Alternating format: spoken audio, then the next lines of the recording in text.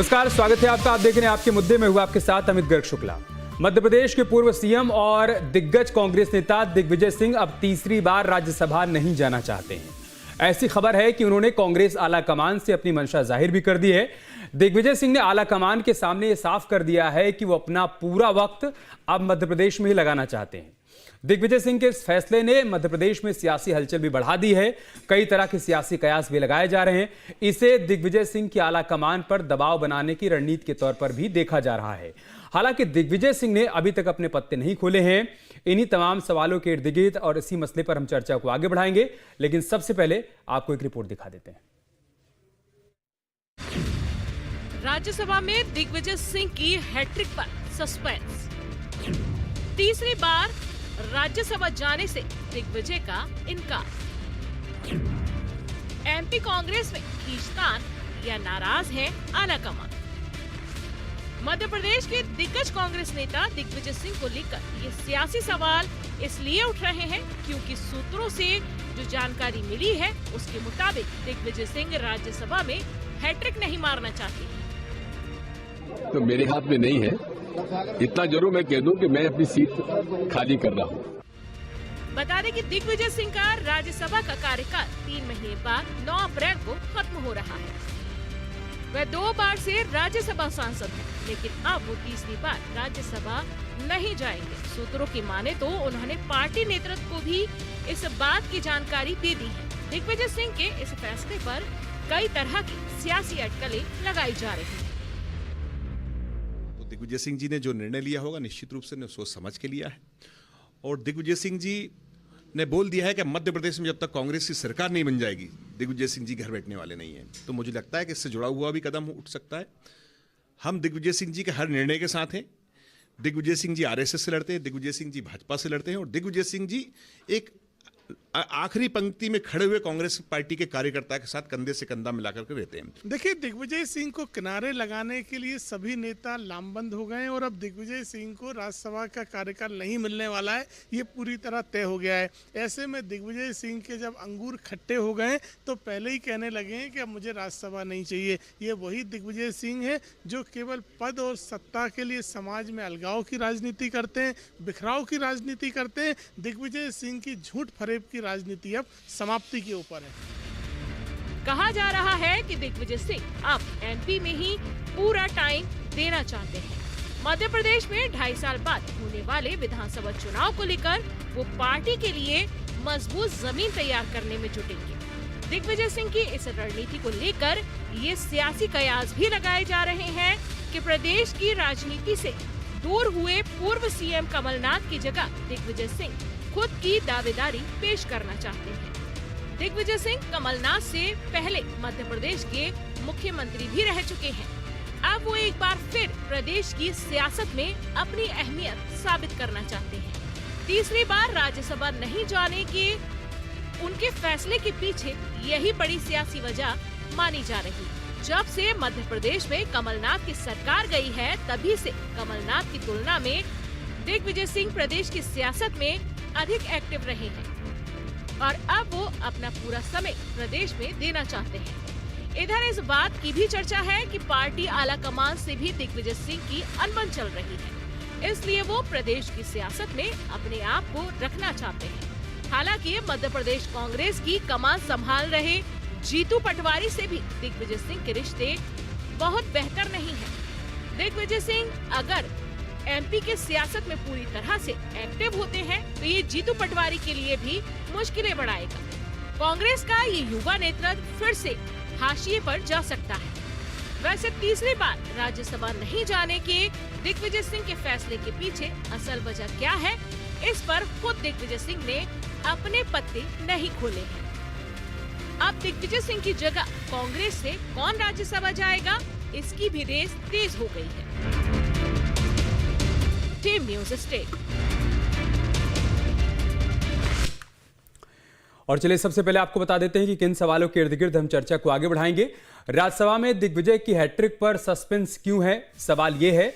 और साथ ही सवाल ये भी कि दिग्विजय सिंह ने इनकार किया है या फिर उन्होंने सरेंडर कर दिया है। हार का डर सता रहा है, इस वजह से सरेंडर कर दिया। विरोध का डर सता रहा है, इस वजह से सरेंडर कर दिया। तीसरी बार राज्यसभा जाने से दिग्विजय ने इनकार क्यों कर दिया, सवाल यह भी है। मध्य प्रदेश कांग्रेस में खींचतान है या फिर आला कमान नाराज है, सवाल यह भी है। और सवाल यह भी कि कमलनाथ मौन है, 2028 में कांग्रेस का बड़ा चेहरा कौन होगा। इन्हीं तमाम सवालों के इर्द गिर्द चर्चा को आगे बढ़ाएंगे, लेकिन सबसे पहले मेहमानों से आपका परिचय करवा देते हैं। हमारे साथ प्रदीप तिवारी जी जुड़ चुके हैं, आप वरिष्ठ पत्रकार हैं। वंदना त्रिपाठी जी हमारे साथ जुड़ चुके हैं, आप प्रवक्ता हैं भारतीय जनता पार्टी की। विनोद शर्मा जी हमारे साथ जुड़ चुके हैं, आप प्रवक्ता हैं कांग्रेस पार्टी के। विनोद शर्मा जी, मैं शुरुआत आपसे कर रहा हूं। ये दिग्विजय सिंह ने जो सरेंडर किया है, वो तीसरी बार नहीं जाना चाहते हैं राज्यसभा, ये सरेंडर है या फिर विरोध का डर है, क्या है सर ये? अमित जी, सबसे पहले आपको बहुत बहुत नमस्कार। आपके दर्शकों को मेरा नमस्कार। प्रदीप जी और वंदना जी जो आपके विद्वान पैनल हैं, इनको भी मेरा बहुत बहुत नमस्कार। मैं अमित जी बिल्कुल एक साफ साफ बात करूं, गणित का विद्यार्थी रहा, 2 धन 2 बराबर 4 जानता हूं, न 5 न 3। कांग्रेस पार्टी हो या कोई भी, भारत देश में जो सर्वोच्च सदन है राज्यसभा, जिसको हम उच्च सदन बोलते हैं, जो व्यक्ति राजनीति करता हो या राजनीति ना भी करता हो, कुछ और भी हो, सपोज आप मीडिया में है, कोई और भी पहलू हो सकते हैं, नेता अभिनेता हो सकता है, हर व्यक्ति की एक अंदर अंदर इच्छा होती है कि मैं यदि राजनीति कर रहा हूँ, सेवा कर रहा हूँ, तो मैं भारत देश के सर्वोच्च सदन में पहुंचूं। दिग्विजय सिंह जी हमारे नेता हैं, 2 बार वो राज्यसभा जा चुके, 10 साल मध्य प्रदेश के मुख्यमंत्री रहे, कई प्रदेशों के कांग्रेस की तरफ से प्रभारी रहे। पर ये कोई ऐसी मुद्दा ही नहीं है। ये तो आपको भी याद होगा कि जयपुर अधिवेशन में और रायपुर अधिवेशन में ये तय हो चुका, कांग्रेस पार्टी के पहले ही तय था कि 2 बार जो राज्यसभा हो जाएगा वो अगली बार नहीं जाएगी, तो पार्टी के अधिवेशन में तय है, कहीं ऐसी कोई बात ही नहीं है। अब इसको बिना मतलब में चूंकि और कुछ इधर से उधर करना है, कोई ऐसी बात नहीं है। नहीं तो ये बिना मतलब वाली बात कर कौन रहा है? मतलब अगर आप ये कह रहे हैं कि पार्टी के अधिवेशन में तय हो गया है कि 2 बार ज्यादा कोई राज्यसभा नहीं जाएगा, तो जो तय है फिर उस पर ढिंढोरा पीटने की क्या बात है? फिर दिग्विजय सिंह जी ये क्यों कह रहे हैं कि मैं आगे बढ़कर कह रहा हूं कि मैं तीसरी बार नहीं जाना चाहता हूं, एससी कोटे से किसी को भेज दीजिए? नहीं, उन्होंने ऐसा नहीं बोला। उन्होंने मीडिया उनसे पूछेगी तो वो बोल दिया कि मैं नहीं जाना चाहता। ये तो कोई ऐसी नहीं, मैं नहीं जाना चाहता है कि आप ये कह रहे हैं पार्टी अधिवेशन में तय हो गया कि कोई नहीं जाएगा, तो कह दें कि मेरे जाने या नहीं, मेरे चाहने से कोई फर्क ही नहीं पड़ता, पार्टी ने तय कर दिया कि मैं जाऊंगा ही नहीं, या कोई और नहीं जाएगा तीसरी बार। दिग्विजय सिंह ने 4-5 दिन पहले, 6 दिन पहले, आप ये कह रहे हैं कि आप गणित के विद्यार्थी हैं, लेकिन बातों को आप गोल मोल करके बता रहे हैं। आप सीधा ये कहिए कि उनको ये कहना चाहिए था कि पार्टी आलाकमान ने तय कर दिया है, इस वजह से मैं नहीं जाऊंगा। मेरी आदत ही नहीं, मैं आपको गोल गोल घुमाऊं। मैं स्ट्रेट फॉरवर्ड जवाब देता हूं और स्ट्रेट फॉरवर्ड ही जवाब दूंगा, ठीक है? आप जो जो पूछोगे मैं जो जो बताऊंगा, ऐसी कोई नहीं है। जितनी मेरी सोच समझ है मैं उसके हिसाब से बात करूंगा। ठीक है, आप ये कह रहे हैं कि पार्टी अधिवेशन में तय हो गया था कि 2 बार ज्यादा कोई नहीं जाएगा, इस वजह से दिग्विजय सिंह भी नहीं जाएंगे। अमित जी, कांग्रेस पार्टी शुरू से आजादी के पहले और जब चुनाव होना शुरू हुआ, चुनावी राजनीति में जब आई, कांग्रेस पार्टी का एक नारा था, जात पे न पात पे, मोहर लगेगी हाथ पे, ईवीएम की बटन दबेगी हाथ पे। तो ये तो शुरू से नारा है। हम जात पात की बात नहीं करते। हम कांग्रेस पार्टी में संघर्ष और सत्य के लिए जाने जाते हैं। हमारी पार्टी संघर्ष और सत्य के लिए। आपको याद होगा, अच्छा हुआ आपने दूसरी वाली बात भी क्लियर। 1 सेकंड सर, एक एक बात क्लियर करते चलते हैं, एक एक बात क्लियर करते चलते हैं। आप ये कह रहे हैं कि कांग्रेस पार्टी जात पात, 1 सेकंड सर, विनोद जी, आप ये कह रहे हैं कांग्रेस पार्टी नहीं, आपकी बात को मैं आगे बढ़ा रहा हूं, आपकी बात को आगे बढ़ा रहा हूं भाई साहब। आप ये कह रहे हैं कांग्रेस पार्टी जात पात में यकीन नहीं रखती, तो फिर दिग्विजय सिंह जी जो एससी कोटे से भेजने की बात कह रहे हैं वो भी गलत है। हम पावर के लिए काम करते हैं। ये मोहन भागवत ने कहा, हमारे नेता राहुल गांधी जी ने कहा, हमारे नेता खड़गे जी ने कहा, हम सत्य के लिए काम करते हैं, सत्ता के लिए काम नहीं करते। तो हम सत्य के लिए काम कर रहे हैं, सत्य के लिए काम करेंगे। विनोद भाई, आपके शोर में सवाल दब गया।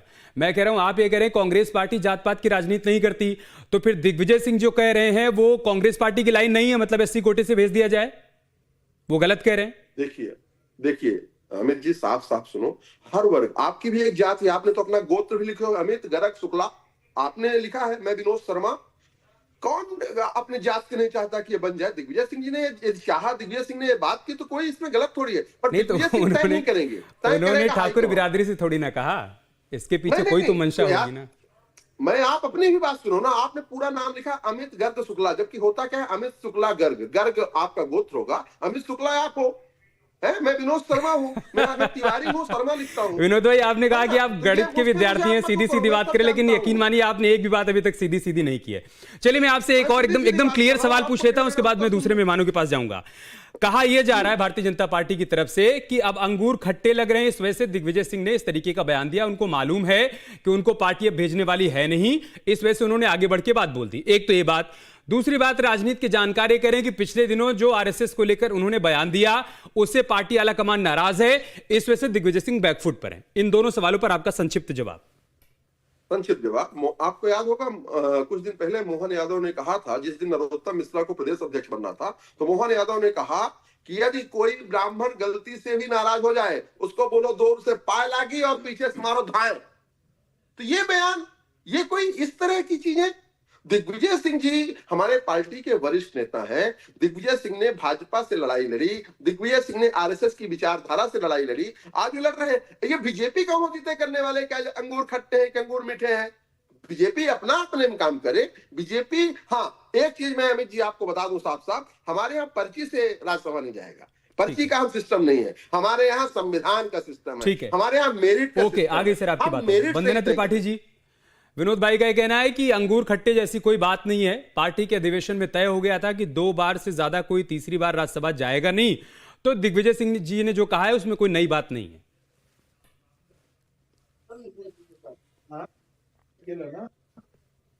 जब बात करते हैं तो बात आती है एक ऐसे व्यक्ति की जिसने समाज में अलगाववाद फैलाया ताकि अपनी राजनीतिक रोटियां सेक सके। आज भी वो जात पात की बात कर रहे हैं। राज्यसभा के लिए जिस प्रकार से वो एससी वर्ग से जाना चाहिए या विभिन्न प्रकार की बातें जो कर रहे हैं, ये दर्शाता है कि दिग्विजय सिंह जी ने हमेशा फूट डालो राजनीति करो पर विश्वास किया है।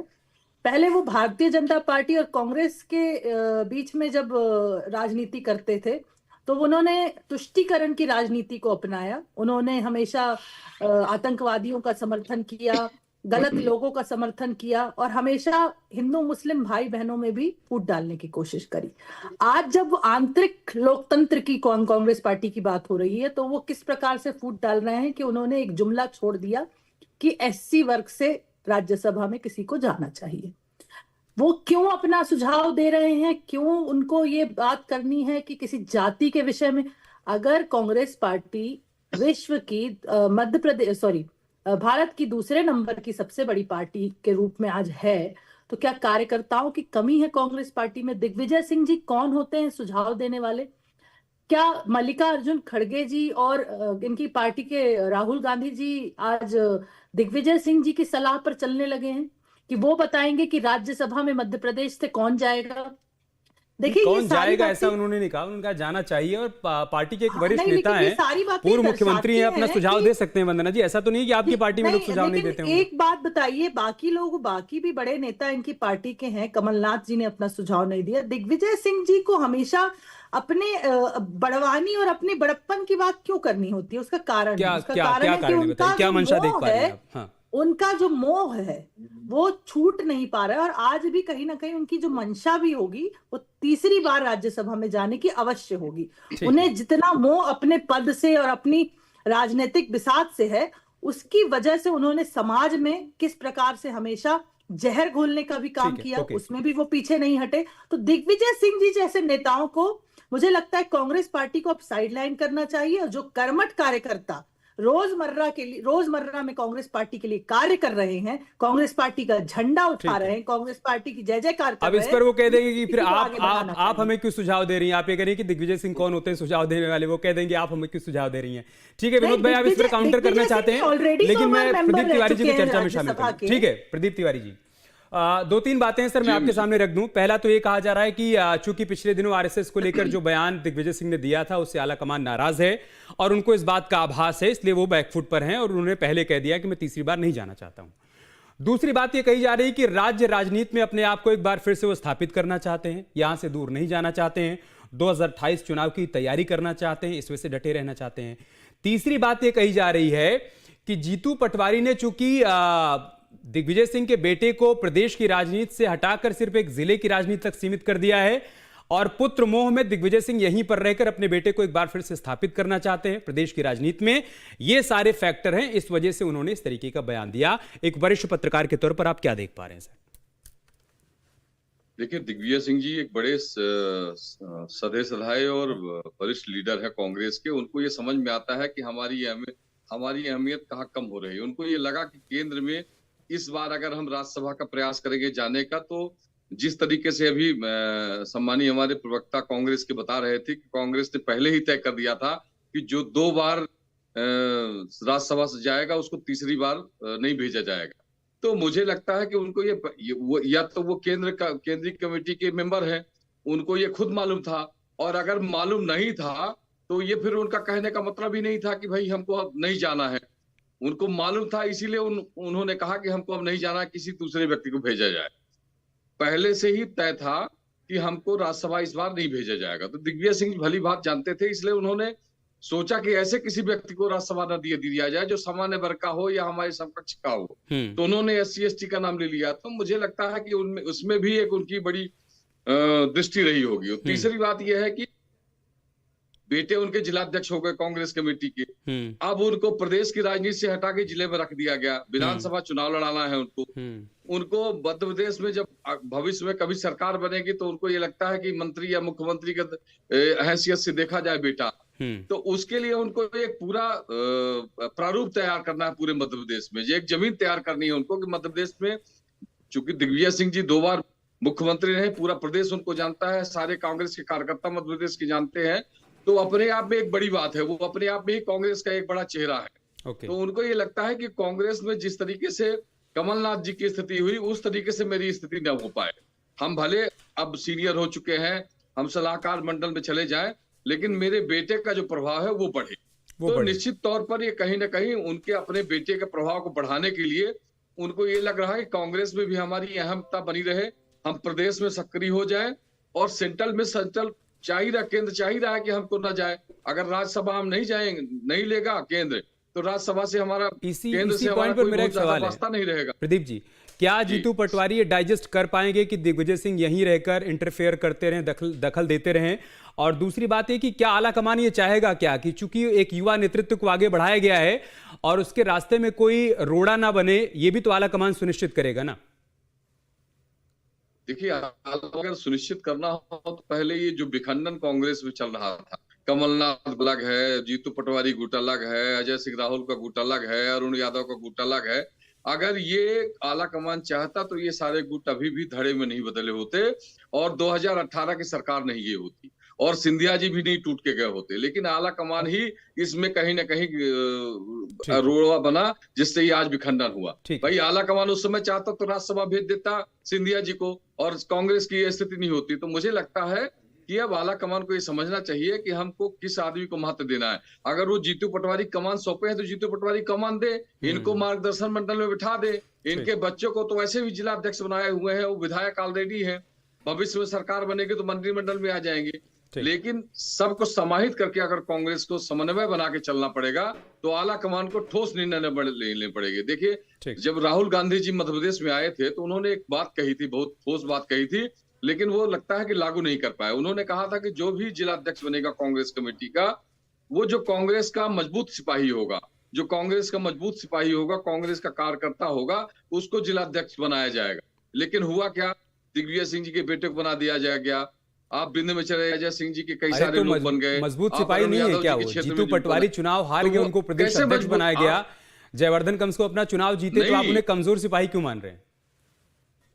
नहीं, हम कमजोर सिपाही नहीं मान रहे। हम ये कह रहे हैं कि जो कार्यकर्ता काम आपके ब्लॉक लेवल में कर रहा है, जो लड़ाई निचले स्तर पे कर रहा है, तो कम से कम उसको ब्लॉक प्रमुख या जिला महामंत्री या जिला अध्यक्ष, इसकी कमान तो मिलनी चाहिए। अब अगर जो विधायक है उसी को आप जिला अध्यक्ष बना दोगे, सांसद को भी जिला अध्यक्ष बना दोगे, जो नीचे से काम करता हुआ आ रहा है उसे क्या पद देंगे? कहाँ मिलेगा? ठीक है, उसे कैसे संतुष्ट करेंगे? विनोद शर्मा जी, सीधा सवाल ये है मेरा, और मैं बार बार इस बात का जिक्र करूंगा, चूंकि अच्छा हुआ आपने शुरुआत में बता दिया कि आप मैथ के विद्यार्थी रहे हैं, तो इसलिए मैं आपसे एकदम सीधा सवाल करूंगा। अभी आगे की राह क्या है? ये तो आपने स्पष्ट कर दिया कि दिग्विजय सिंह इस वजह से नहीं जाएंगे अब राज्यसभा, क्योंकि पार्टी ने तय कर लिया है कि कोई 2 बार ज्यादा नहीं जाएगा। लेकिन याद रखिएगा, आपके बहुत सारे चेहरे ऐसे हैं जो 2 बार नहीं कई बार रिपीट हो चुके हैं, तो उन पर भी एक प्रश्न चिन्ह खड़ा होगा कि उनको लेकर आपकी आगे की रणनीति क्या होगी। अब आप ये बताइए कि दिग्विजय सिंह की आगे की राह क्या है मध्य प्रदेश में? देखिए, ऐसा है अमित जी की 2 बार या 2 बार से ज्यादा जो राज्यसभा सांसद बने वो जयपुर और रायपुर अधिवेशन के पहले के होंगे। आप बिल्कुल स्पष्ट रखिए। ठीक है।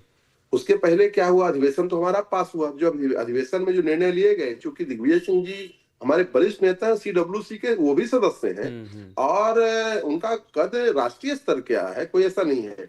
और जो बात ये है कि दिग्विजय सिंह जी का आगे का कद क्या है, देखिए हमारी लीडरशिप की साफ साफ है कि जीतू पटवारी और उमंग सिंघार जी मध्य प्रदेश में ये एक लीडरशिप है। और एक पिता अपने बच्चों को अभिभावक के तौर पे अगली अपनी भूमिका तय करता है। तो दिग्विजय सिंह जी के लिए उमंग सिंघार जी, जीतू पटवारी एक बच्चे जैसे हैं और बच्चे को अभिभावक की भूमिका में वो रहेंगे। और प्रदीप भाई का भी मैं बहुत अच्छा सुन रहा था, प्रदीप भाई ने बहुत अच्छा बोला। मैं प्रदीप भाई को थोड़ा जानता भी हूँ, पर एक चीज उनको आज की डेट में प्रदीप भाई, जहां तक मैं ये कांग्रेस भाजपा छोड़ो, जहां तक आज गुटी राजनीति, आज आप देखो मोहन यादव के आंख की किरकिरी हमारे रीवा के राजेंद्र शुक्ला बने हुए हैं। उधर आप सागर के 2 लोगों की लड़ाई जग जाहिर है। हेमंत खंडेलवाल जी अभी गए थे, एक दूसरे को लड्डू खिला रहे थे, गोविंद सिंह राजपूत और भूपेंद्र सिंह जो पहले के गृह मंत्री थे। अब फिर वही बात आ जाएगी, फिर वही बात, फिर उनकी तरफ से कहा जाएगा कि आप कौन होते हैं उनके यहाँ ताक झाक करने वाले, सुझाव देने वाले। जनता देख रही है, ठीक है, आप अपनी पार्टी पर ही रहिए। मैं आपसे एक और सीधा सवाल कर रहा हूँ, कहाँ लाके खड़ा कर विनोद शर्मा भाई, मैं आपसे एक और सीधा सवाल कर रहा हूँ। अब ये बताइए कि दिग्विजय सिंह के वॉकओवर देने के बाद 4-5 नाम है जो चर्चा में चल रहे हैं, क्या इन्हीं 4-5 नामों में से कोई एक नाम आगे बढ़ाया गया है, कोई नया नाम लेकर आएंगे? एक तो पूर्व सीएम कमलनाथ जी का नाम चल रहा है, इसके अलावा जीतू पटवारी का भी नाम चल रहा है, अरुण यादव का नाम चल रहा है, कमलेश्वर पटेल का नाम चल रहा है, मीनाक्षी नटराजन का नाम चल रहा है। यही 4-5 नाम रहेंगे या फिर जैसा दिग्विजय सिंह चाहते हैं कि कोई SC कोटे से आगे आए, इस लिहाज से देखा जाए तो प्रदीप अहिरवार को लेकर आप लोग आगे जाएंगे, क्या करेंगे? अभी बता पाने की स्थिति में है क्या? अभी बिल्कुल अभी बताएंगे अमित जी। जहां पे नाम चल रहा हो बताइए, वहां पे एक नाम विनोद शर्मा का भी चलवा दो। नाम कहाँ चल रहा, कौन है नाम चलाने वाले, कौन है नाम चलाने वाले? टीवी दिग्विजय सिंह ने आपको रिकमेंड ही नहीं किया, वो SC कोटे से कह रहे हैं, वरना हम आपका नाम चला देते। दिग्विजय सिंह नहीं, मैं जैसे एक कार्यकर्ता विनोद शर्मा, वैसे एक कार्यकर्ता दिग्विजय सिंह जी, कोई ये नहीं तय करने वाला कि हाँ, बात रही अपनी जात की, अपनी कम्युनिटी की, हर व्यक्ति को अधिकार है। उधर प्रदीप अहिरवार जी यदि SC समाज से आते हैं, वो बोल रहे हैं, उनको अपनी बात रखने का अधिकार है। हमारी पार्टी संविधान को मानती है, हमारी पार्टी में किसी के मुंह में टेप नहीं लगाया जाता, निश्चित तौर पर अधिकार है सबको। पर वंदना जी, 2018 में जब दिग्विजय सिंह जी मध्य प्रदेश में रह गए, सर आखिरी की 1 मिनट है इसलिए हमें सबको शामिल करना पड़ेगा, और उन्होंने नर्मदा यात्रा निकाली, उसके बाद 2018 के विधानसभा चुनाव में कांग्रेस पार्टी को फायदा हुआ, वो सत्ता में आए। अलग बात है कि बाद में विधायक यहां वहां हुए और उनकी सरकार गिर गई। अगर वो रह जाते हैं तो उनको किसी चुनौती के तौर पर आप लोग देख रहे हैं आगे? देखिए, हमारे लिए तो दिग्विजय सिंह जी न चुनौती थे न चुनौती हैं, क्योंकि दिग्विजय सिंह जी अपना बंटाधार खुद ही करते रहते हैं, इसीलिए उनका नाम माननीय विष्णुदत्त शर्मा जी ने मिस्टर बंटाधार रखा है। और उनके चरण जहां जहां पड़ते हैं वहां वहां कांग्रेस पार्टी का बंटाधार तो होता ही जाता है। लेकिन हाँ, मुझे ऐसा लगता है कि जीतू पटवारी जी के लिए अवश्य एक बहुत बड़ी चुनौती बनेंगे दिग्विजय सिंह जी, अगर वो यहाँ रह गए। और कांग्रेस की आंतरिक कलह और जिस तरह का कांग्रेस में भीतर घात होता है वो और प्रदीप जी 10 सेकंड में, जो मैंने 4-5 नाम गिनाए, इसमें से कोई एक आध नाम आप देख पा रहे हैं सर, या कुछ नया निकल कर आएगा? देखो, मुझे लगता है कि प्रदेश अध्यक्ष जीतू पटवारी जी को बनाया गया है, तो हो सकता है कि उनको राज्यसभा भेजा जाए, क्योंकि वो प्रदेश अध्यक्ष के दायित्व में भी है और युवा चेहरा भी है और लोगों को जोड़ने का प्रयास भी कर रहे हैं, तो एक नया नाम आ सकता है। मैं माफी के साथ आप सबको रोक रहा हूं, समय इतना ही था हमारे पास। कुल मिलाकर दिग्विजय सिंह ने वॉकओवर दे दिया है। इसके बाद विपक्ष की तरफ से सवाल उठाया जा रहा है, कहा जा रहा है कि अंगूर खट्टे हैं, इस वजह से वो वॉकओवर दे रहे हैं, और साथ ही साथ तमाम कयास ये भी लगाए जा रहे हैं कि विरोध का डर है, इस वजह से उन्होंने सरेंडर कर दिया। भविष्य में तस्वीर साफ हो जाएगी। बहुत बहुत शुक्रिया आप सभी का हमारे साथ जुड़ने के लिए और आपके मुद्दे देखने के लिए। खबरें जारी हैं, आप बने रहिए हमारे साथ। नमस्कार।